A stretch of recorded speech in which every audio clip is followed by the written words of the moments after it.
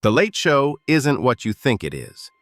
When people see the big neon sign, the celebrity guests, the goofy sketches, they think it's just harmless fun. But backstage, it was something else entirely. There were doors that didn't lead anywhere, corridors that hummed when they were empty, and rules, the kind you never see written down but you learn fast if you want to keep your job. I was 27 when I landed the gig. Broke, hungry, fresh out of film school with student loans I'd never repay. My official title was production runner. What that really meant was errands, coffee runs, script copies, dry cleaning for people who didn't know my name. But I didn't care. The Late Show was legendary. This was my foot in the door. I remember my first week. The main stage was colder than I expected. Always cold, no matter how many studio lights burned overhead. The audience seats smelled faintly like burnt sugar and dust. My supervisor, Rick, told me on day one, "Keep your head down, don't linger near the green rooms, don't ask about the basement, and never ever look through the window in Studio B after 2 a.m.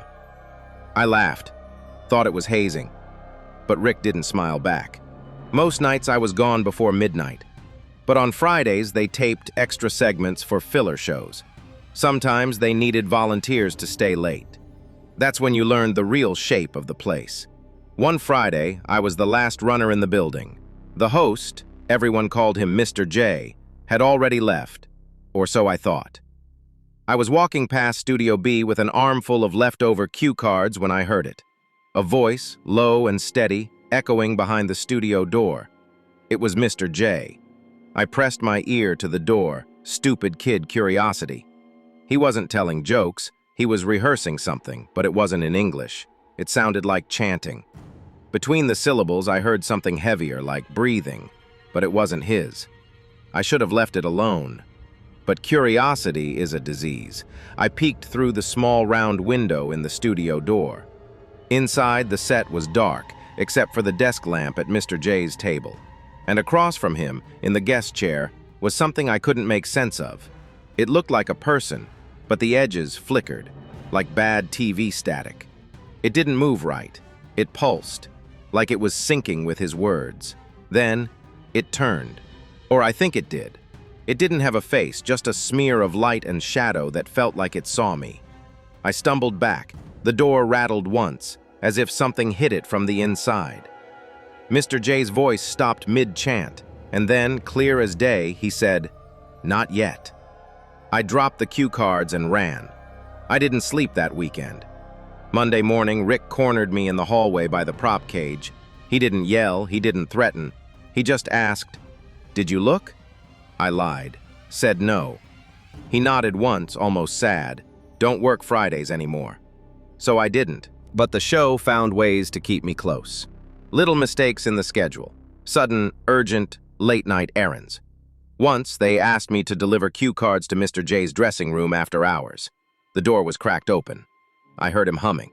It wasn't a tune, more like a recording loop stuck in his throat.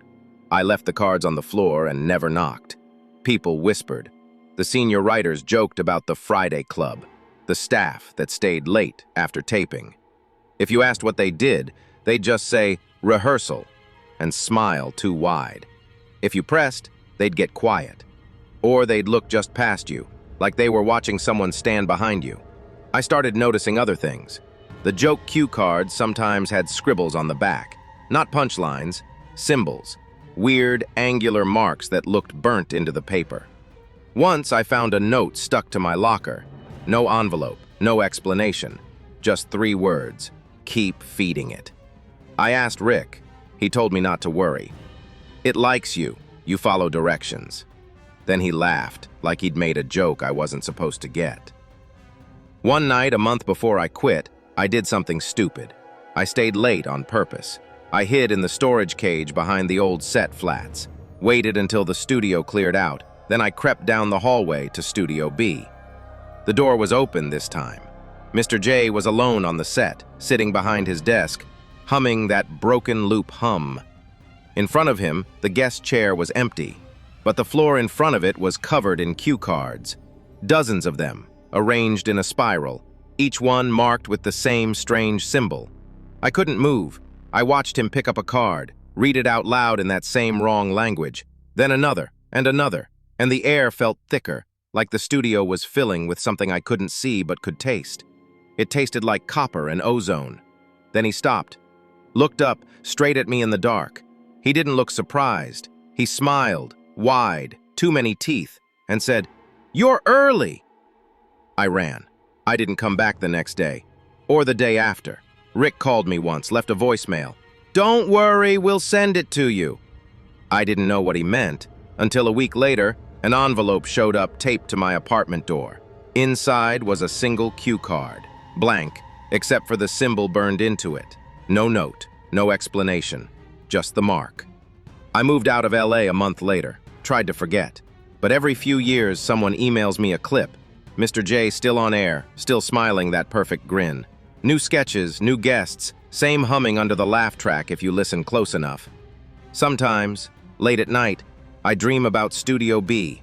The humming, the spiral of cards, that flickering shape in the chair that didn't have a face. I wake up sweating, tasting copper. I know what you're thinking. It's just a late-night show. Just jokes and sketches and celebrity interviews. That's what they want you to believe. Because the real trick isn't on the audience. It's on us. The ones who saw behind the curtain and walked away with silence in our pockets. So if you ever find yourself backstage at the Late Show and someone asks you to stay after Friday taping, don't. Just smile.